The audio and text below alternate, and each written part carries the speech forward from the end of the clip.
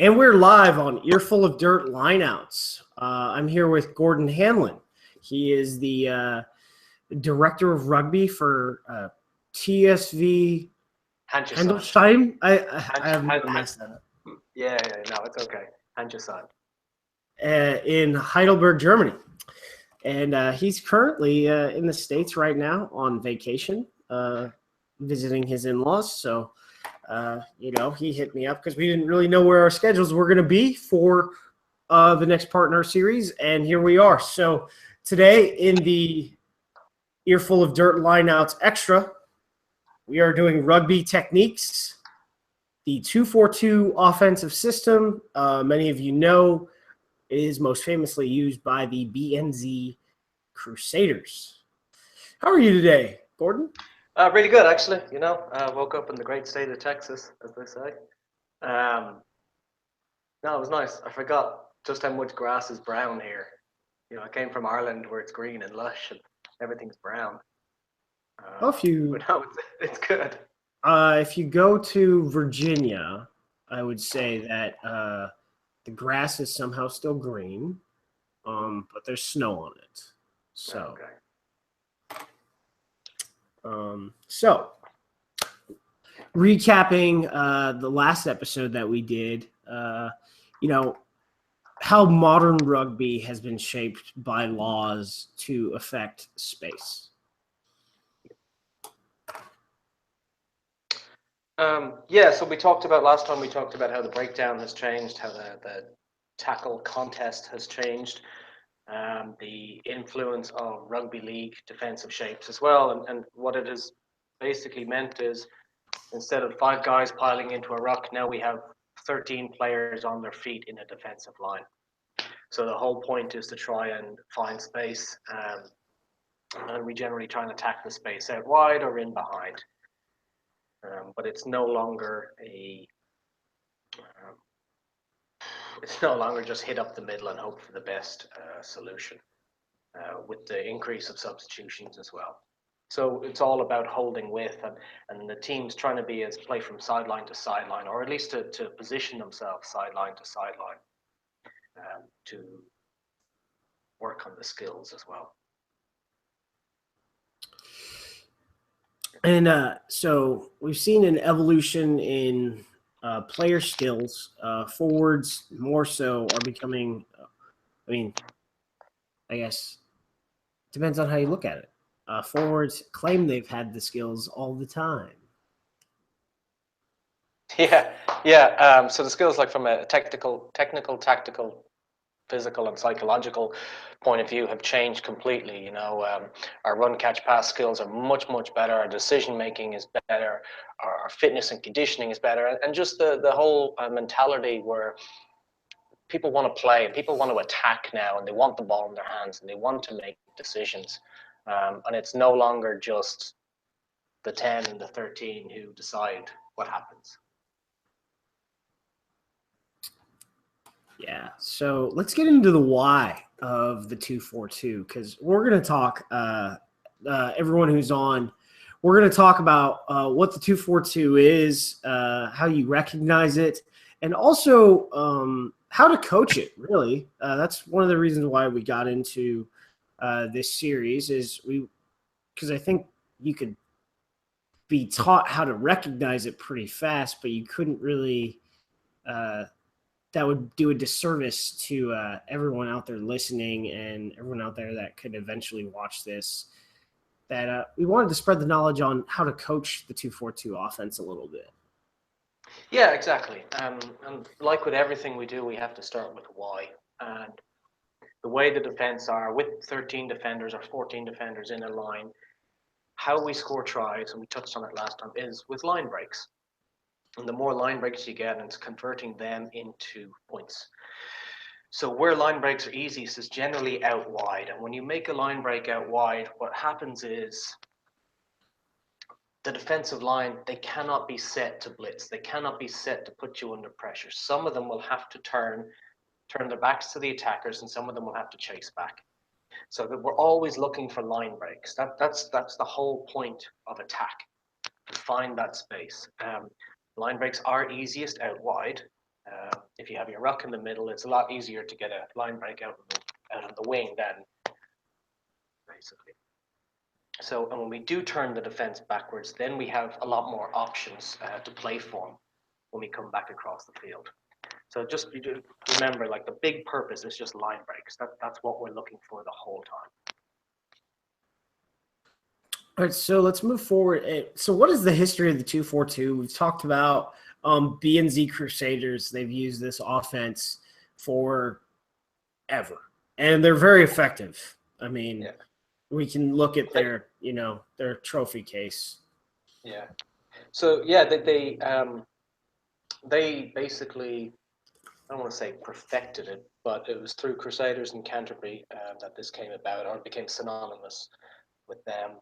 Connacht with Pat Lam won a Pro 12 at the time.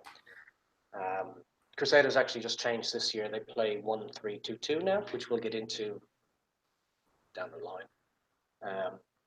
I know Rob Penny, he tried to introduce it to Munster when he was the coach there, and Munster is a difficult place to coach in, and his ideas were rejected, and he was eventually fired, or let go. I guess he wasn't fired, but they're the same thing, basically. Yeah. And then I know in the US, it's like 2-4-2 is very prominent, especially at the college level or university level. Like I know UNT use it, simply because it's a very easy system to learn, but it's very difficult to master. So you can do just simple options in it, and you can maintain the ball, and you can play rugby, and everyone does their job. So it's a very, very easy system to implement and to play. So that's one of the reasons why I guess in the US it is becoming more and more, or it was more and more popular. Awesome. So what is the 2-4-2? Like, I think we can, come up with ideas as far as the shape and the framework without seeing pictures. But although I am an auditory learner, people seem to think that visual framework when it comes to certain things like this, whether you do a sand table or a chalkboard, they want to see pictures. Yeah. And you've got some pictures of this. Yes, I can screen share this. So basically, it is to explain it. Screen share is not working. There we go. So as you can see, so it's four core forwards in the middle of the field, and that's going to be your two tops and your second rows. And then out wide, you pop this up. I'm going to see if I can pop it up on my side. Okay. Application window.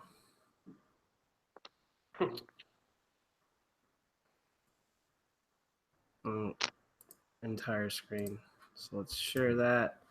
See what you guys can see. We're going to pull this up.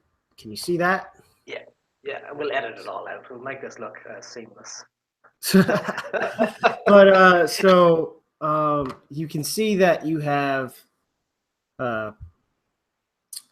it's set up based on forwards. You have a core group of forwards in the middle with 4, and then a flanker and an 8 and the 8, or no, what is it? Yeah, flanker. Is it the 6 and the 7 on the left, and then the 8-man and the hooker on the right, and there can be alternating parts of that. Exactly. And then, well, Gordon will get into that specifically. Yeah. So it's basically you have your core and your edge group. So the core group is your two props and the second rows, and their main goal is to stay kind of between the 15s, I guess you could say. And then the edge groups is the two flankers and the number 8 and the hooker, like you said. And those sides switch depending on where the set piece starts or where you attack from a center scrum, for example. I'm just going to pop that down. So line out on the left-hand side, obviously your hooker and maybe the 6 or the 7 or whoever was jumping or lifting will stay, and then the others will go to the far side. Or if you have a scrum in the middle and you attack left, well then the 7 and the 8 will probably go to the touchline to support that ruck, and then the hooker and the 6 will go to the right. So they're very transitional, and it depends on how you want to attack. And then the core group just stays in the middle. Their job is to just hold the defenders in the middle. And I know someone the last time wanted to know. Stop sharing. I think. Sorry. Yeah. Someone the last time wanted to know how do we set up the field, for example? How do they know what to do? And we call it like maps, but it's a very simple, and I'm sure you're used to having zones in America where you have your exit zone or your play zone, the score zone, for example. You kick in the exit. Well, if you also take the field and you split it vertically, and it can be done into 3 zones, for example. It can be done A, B, C, or 1, 2, 3, or red, white, blue, just a common color scheme in the US. And then what you do is you use these zones. So when they would make a play, you could say, hey, we're going to call white and blue, which means you hit in the midfield, and then we're going to play to the right-hand side. Or you could say like blue and then snap, for example, which means we're going to go to the far side of the field, and then we're going to come back quickly. So when the plays are called, you have these different zones or maps, and it's very good for everyone to have a rough understanding of where they need to be and what's going to happen. Now, it's not like scripting or calling the plays. It's just saying, hey, we want the ball in this area of the field, if that makes sense. Yeah, I gotcha. I mean, it's fluid motion, so I'm guessing some structures, some coaching structures give less decisions to players. So in that respect, I mean, I don't know because I haven't played in a super structured system personally. I know they exist because I've seen them coached, and rugby is a very player-centric game on match day that requires you to trust your players. So you know, if you're a professional, you're super structured, 3 to 4 days a week so that they can be prepared, so players can be prepared to make all the decisions on match day. And then you just sort of go up there in the stand and kind of watch and, make your adjustments down to your touchline manager to tell, and they just feed adjustments. Whereas I know some coaches are very strict with what goes on in the pitch. Yeah. And that's exactly true, and that's why I think the 2-4-2 is so prominent in the US because of the different options. As I said, it's very simple. If you think about it in these 3 zones and ABC or whatever, if you say, okay, we're going to hit in the midfield zone, then we're going to go to the right zone, back to midfield, to the left zone. It's very easy for players to understand left, right. Exactly. So the options we have are, especially in the midfield, if you have forwards that aren't particularly skilled, the simplest option is we pass to the guy at the front, the lead option, and he just runs. And then the others support that and they clean the ruck, and then we play to the right or we play to the left. Or like a little tip pass. That's a very good one where you pass to the first guy and then he tips on to his support runner. And you change the point of attack. And these are very simple skills to understand. And for new players as well, it's a very easy thing. You only have one job. Where it gets more advanced is when you start having release options or so you pass to the first guy and then a back, let's say he's identified space out wide, he'll call for it. And now all of a sudden that forward has to catch the ball and he has to make a pass out behind to release back.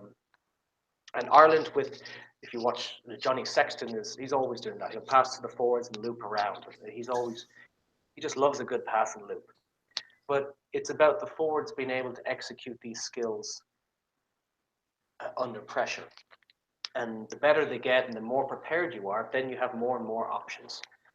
So Connacht under Pat Lam, they were well known for not just doing release options, but they would pass to the first forward, they would tip to the second forward, who then would tip on again to the third forward, who would release Bundy Aki or their backs out wide.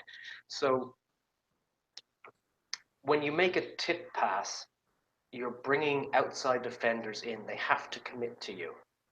So if we were to, let's say, play against a team that has not very much line speed, and they're drifting, and you're not under much pressure, well, then you want to play through as many forwards as possible because you suck those outside defenders in. Whereas if you're against a team with lots of pressure, you don't have time to do that. So you may just have to carry and clean the ruck.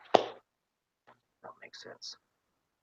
That's I would say it's easier to, carry and clean the ruck with a in the 2-4-2 structure, because if the ball's in the center with your core group, then you've got 3 forwards to set and clear if need be. Yeah, exactly. You should not be losing a ruck with 3 support forwards. If you are, someone's not doing their job. And then when we get to like the edge groups, as I said, it's all about line breaks. And how we get line breaks, especially out wide, is through mismatches. Offloads, they're the easiest way, where you have forwards, and they can position themselves in a certain way. So you could have the 2 forwards stacked behind each other between the outside back and the winger, or they could be in a triangular shape. And it all depends on what the defense does. So if there's plenty of space, you want to just get the ball to the winger as quickly as possible. Just let him do his job. And then the forwards clean the ruck. But if let's say there's defenders from the 15-meter to the touchline, you need to pull them and you need to manipulate them. So what you're trying to do is, and if you watched Kieran Reid, how many offloads or little passes does Kieran Reid get away, and all of a sudden the ball is 30 meters downfield and no one knows what's happened. So you want to catch the ball, you want to run at the gaps and pull those wide defenders infield. And we'll get into later about how you coach it, for example, and what needs to happen there. So we've talked about, main options with core and edge groups. So how do I think we'll also talk about how the backline fits in, because you've noted that the backline except for the blind side, the open side wing, and your outside center are pretty much in the core. So how does I look at offenses, and it really, from what I can find versus what you've even written to share with me, they tend not to emphasize like what the backs do. So what is available out there? And that's one of why we're sitting down and doing this, is to push the information rather than have it be pulled. And so how does your back line fit into this offense? Obviously, you've got, the scrum half, fly half, the inside center, your blindside wing, and your fullback as part of your core offense group, with I'm guessing the open side wing and the outside center split off to go with your edge groups on the back when it comes to backline organization in this offense. Yeah, exactly. So the split is, we talked about the forwards, but the split also happens to the backs. And it all depends on influence, for example. So the 9 and 10 are obviously going to be a lot more involved and have a lot more influence with the guys in the middle because they're going to be doing the majority of the passing. So you want to kind of group them together. The 12 or your second 5 is the player who's naturally going to be behind that middle group. He's kind of like the swing man. So if they see the space, he'll be the one to get the ball in behind. And your wings and your fullback, depending, and again, it depends on the fullback where you want them to insert. So your wings, your fullback, your 13, they're generally going to be working with the edge forwards a lot more than the middle guys. So you need to start building up these relationships. And a simple way is, let's say if you're in training or practice, is you split up between the edge and the core group. So you send your 9, your 10, your 12 off with the middle group of forwards. They just start working together. And then you send your 13, your 15, your wingers with the edge groups. And it's all just about repetition because this whole system, or all systems, are about decision making. So what you want to do is give you an example. So let's say we split. You have maybe 5 or 6 defenders, and then you have your 4 forwards set up in their shape. You have your 9, your 10, your 12, and kind of just like a pendulum. You want to go. Just the ball's on the ground, goes from 9 to 10 to the forward, depending what the defenders do. Make a decision. Is it a tip pass or is it a carry or you play out the back? And then the number 9 just runs off to the right-hand side. The forwards and the 10 will have to get realigned. They have really work to get backwards. And you just do this 5 or 6 times like a pendulum, back and forth, because I've seen some people will do it once. They get set, they do it, and they go, okay, and everyone walks back to their starting position. Well, we're not playing cricket. There's a little bit more fluid motion to it than that, or baseball, I should have said. So it's all about repetition, and going from left to right-hand side simulates the natural flow of the game. And that's what you want to do in the middle. And again, it's just decisions. It's not contact. The defenders can have tackle pads if you want, but it's light touch or wrap up. It's making decisions. That's the key. And if the skills aren't executed, well, then that's fine. That's fine. It's better to make the right decision and not execute than make a great pass but not see any space or understand the options. And then when you get to the edge group, this is where it gets a little bit more complicated. So you have two basic ways of doing this. If you have 2 number 9s, what you can do is you start with a breakdown in the left channel. You have your 2 forwards, your winger, and the number 9 will just fire the pass out to the second number 10, who will pass to the 13, for example. And then you just place the ball on the ground, and those edge groups have to work to get reorganized. And then we come back out wide really quickly. That's if you have the skilled players to be able to do that, and you replicate that for the right-hand side as well. If we don't have, which a lot of teams don't have, these skilled players, again, just like a pendulum, you put defenders, you make the middle of the field, or at least the space in the middle, like no pressure, no defenders, and just go back and forth. So start on one side with a breakdown, pass the ball, get it into the 13's hands, and then you go through the decisions between the 2 forwards and the wings. They form a breakdown, and then it comes back out to the 13 on the other side. So the 13 is kind of just like, as I said, a swingman. And again, I've seen some teams do this, and the defenders, they're so happy with themselves because there's 5 defenders rushing this one player, this 113 who has no support, and they go, "Yeah, we stopped it." It's like, no, you have to use your imagination, and we have to try and replicate the game scenario. Okay? He or she is generally going to be getting the ball and going to be attacking, and it's about creating scenarios which replicate the game is what we want to do, if that makes sense. Yeah, definitely. So moving forward from core and edge groups, let's go into the total team concept in this offense. Okay, yeah. So as I said, each team is different, obviously, and a lot will depend on the type of defense you face. But the idea is to go from one zone to the next. Um, and just like the core and edge splits that I described, you can do that to a full team run, where you can just go through your zones.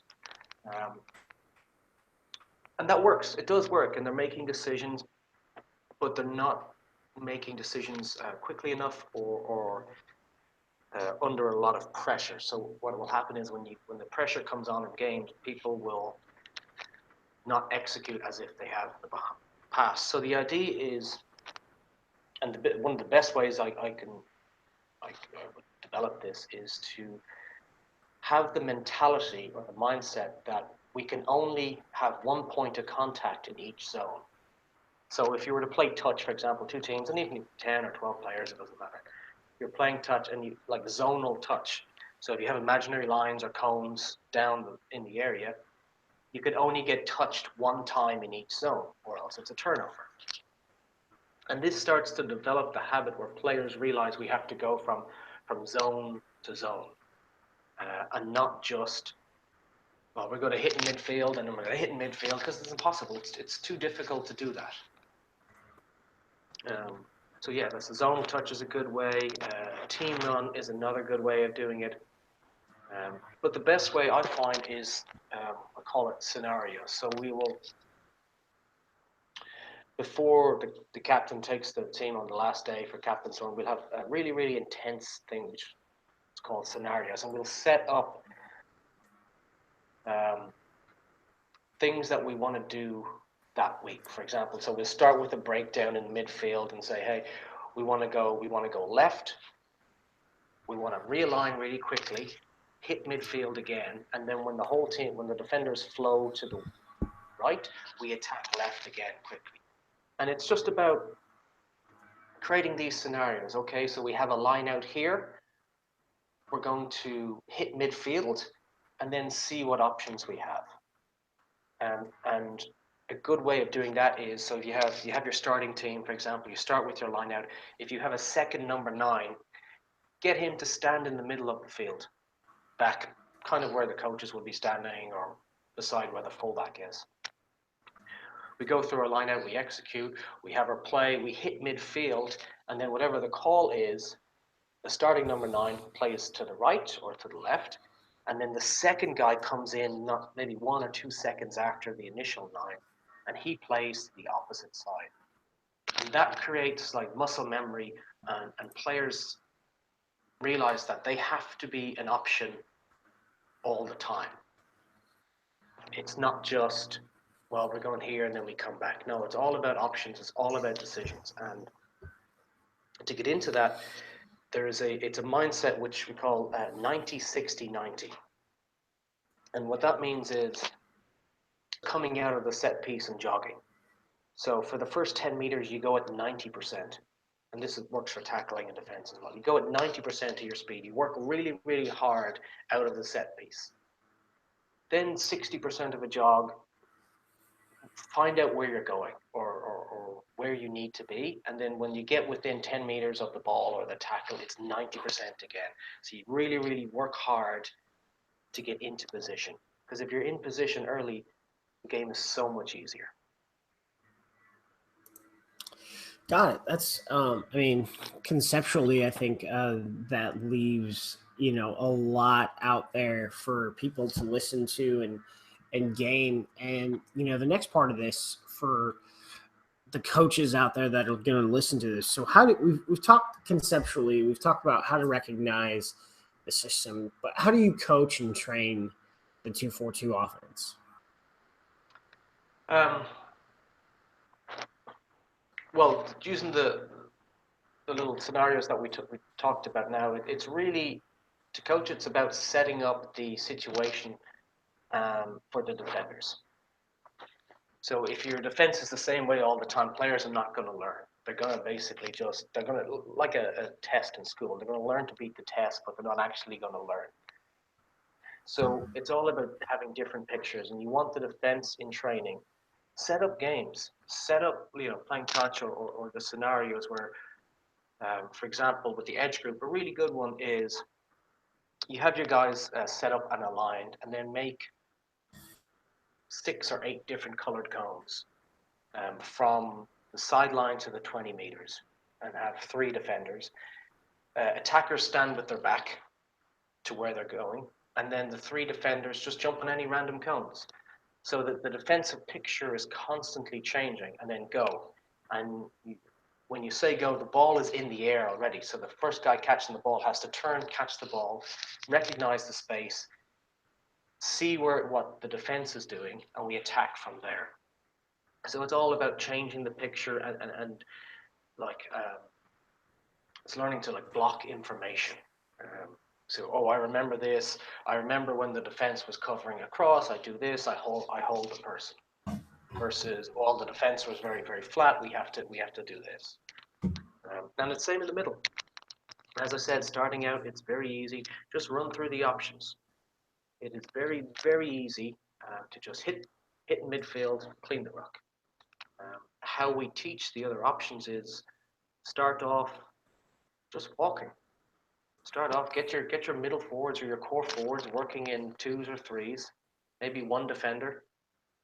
Give them the ball, and where that defender stands, then they make a decision and do a simple pass. And when you build up from walking, you build up the micro skills from walking, it's a lot easier to recognize this. So then we go into the group setting, like we discussed earlier. And as I said, it's just everything is about decisions, and there's so many ways to coach it, and so many ways to teach it. But we need decisions. I know I keep hammering on about decisions, but that's what this shape is all about. It's about creating like the muscle memory to make the skills and the decisions autonomous. That makes sense. You talked about walking. I don't really know if the term really resonates with that I'm going to use other teams. Maybe it's just a Phoenix rugby club thing, but we train the breakdown a lot. I mean, we do a lot of things. It's like literally the best practice systems that I've done in 3 different clubs. It's not the best I've seen. It's the best I've done. So one of the things when we're working on the breakdown is basically working on that offense in a drill called Irish, which is, like you said, walking. So we will use like pass to those different options, and then you'll walk, get tackled, and reset. Walk, get tackled, reset. And I think that definitely plays into drills that you're discussing. I think some coaches might already use that and may even call it British or Welsh. I don't know. People are funny. I don't know why it was called Irish. It's just called Irish. But yeah. That you gotta. When it comes to coaching systems and anything, in the Army, we had this method. We call it crawl, walk, run.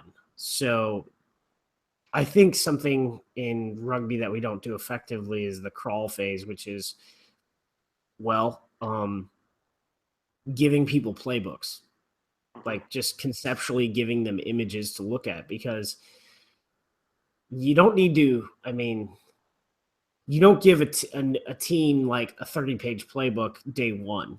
It's like you give them 4 plays, week 1. Hey, these are the plays we're going to work on.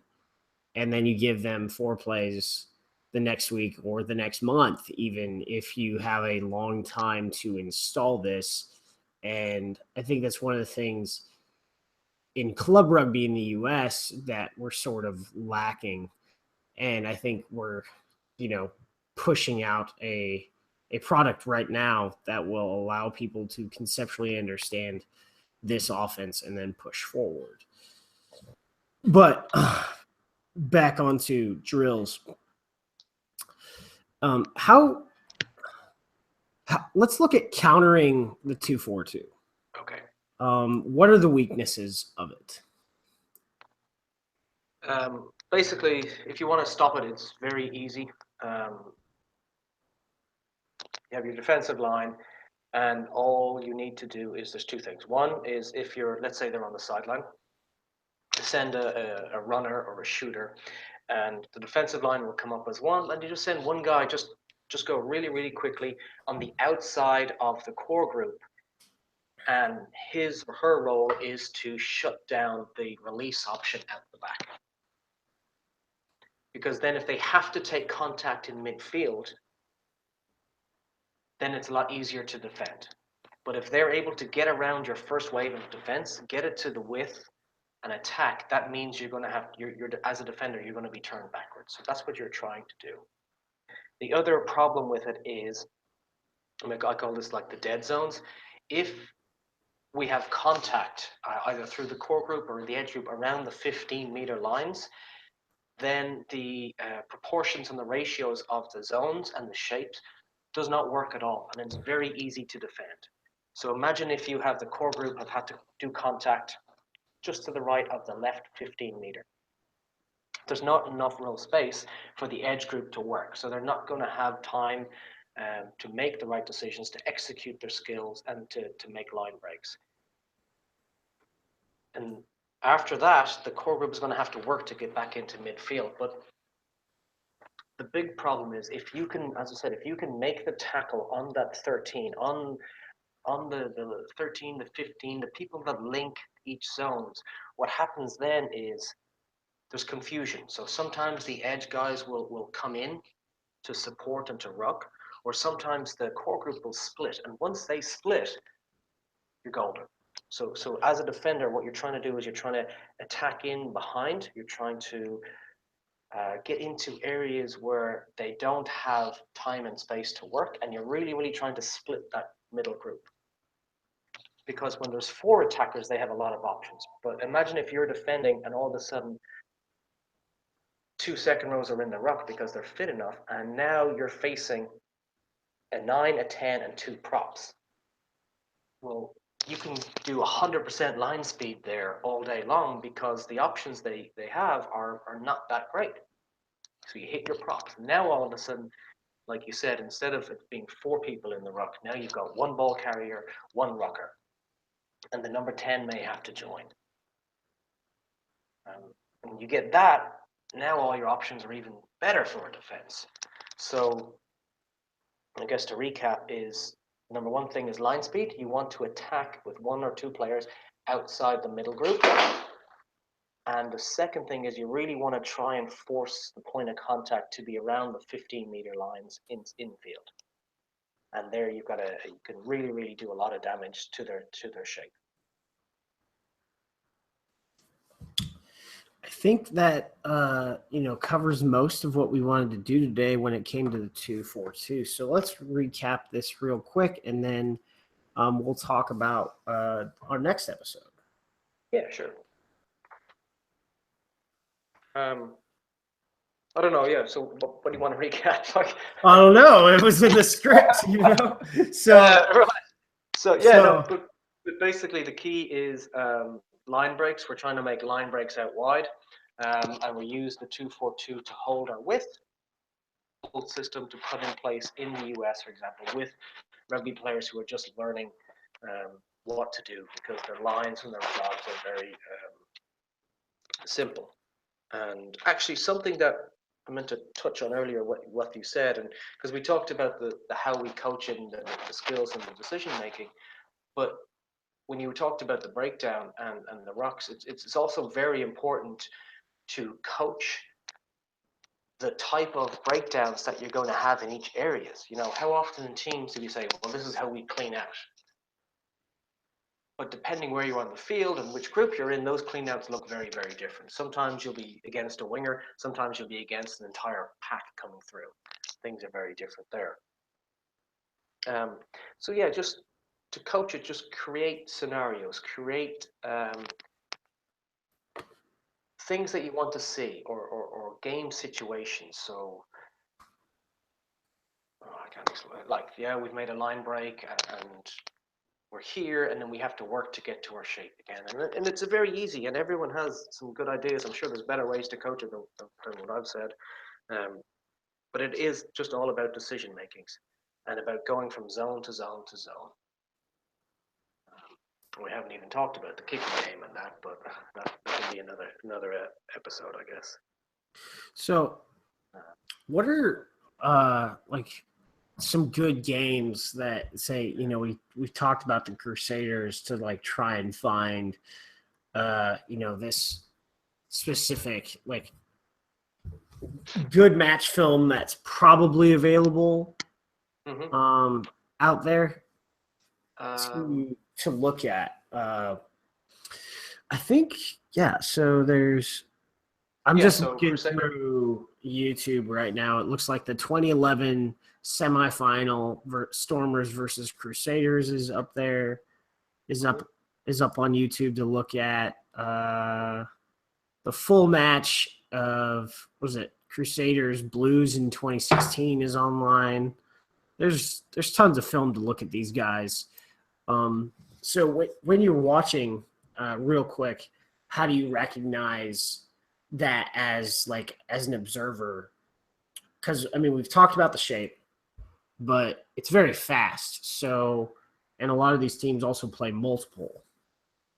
So if I'm watching it brand new, how do I notice what they're running? I guess the big one is just look for the breakdowns. In what areas do they have the breakdowns, and who is to recognize? So you talk about Crusaders in 2016. Is it Kieran Reid and the hooker in the breakdown all the time, or in the midfield? You look at Owen Franks or Sam Whitelock. Just identify the breakdowns, and when you see the breakdown, then you'll start to recognize the zones. And then when you see the zones, you'll start to see, well, this player is always in the same zone. So yeah, Crusaders, and two good games from 2016 is, one is I think it was the quarterfinals against the Hurricanes. And the Hurricanes, just like we talked about, they did that countering. They sent a shooter, and he stopped them playing wide. And the Hurricanes did a very good job of stopping the 2-4-2. Or when the Crusaders played Force, when they put almost like 90 points on them. So the Western Force did 0 line speed, 0 pressure. They just tried to do a drift defense, and the Crusaders just ate them alive. Wow. Yeah, the Pro 12 with Connacht, the year they won, they took the 2-4-2, and because Northern Hemisphere rugby was not quite as used to it, they did a lot more different options. So when you're looking for exotic options or packages, then that Connacht from the Pro 12, the year they won, which I think was 2015, or maybe 16 season, I'm not too sure. But they're also very good to watch. Awesome. I think that about wraps it up for today's episode of Rugby Techniques as an earful of dirt and lineouts extra. Thank you, Gordon, for coming on to discuss the 2-4-2, and we will be discussing the 1-3-3-1 offense in the next couple of weeks. I think after Gordon has, done what we all do during the holidays and spend some time with family. When he gets back to Germany, we will again, just keep dropping knowledge for everyone and putting out technical stuff. Yeah, no, that's, so we cover 1-3-3-1 and how it's different and the cues and what you're looking for there and stuff. And like you said, we'll keep going, and people want to listen, they'll listen, I guess. Someone's gonna want to talk, to ask us, so what do the All Blacks do? So I think we'll talk about that after we've gone over, basic shapes, the big stuff, because based on what you've told me about that offense, it's a multiple offense, really. Yeah, that's we may need more than 1 or 2 pictures for that one. All right. So again, signing off for this episode. I still don't know when the show is back. It's either No, I think, yeah, check for Earful of Dirt, 10 p.m. Eastern on the 8th, I believe. I might be, yeah, on the 8th. It's a Monday. Check for the show. We'll be back. We're going to have some cool guests. Looking at Tosan from Viral Rugby and Terry Kilbane for Rugby City to kick off the year. So it should be pretty cool. Again, thanks, Gordon. I'll talk to you soon. Yep, no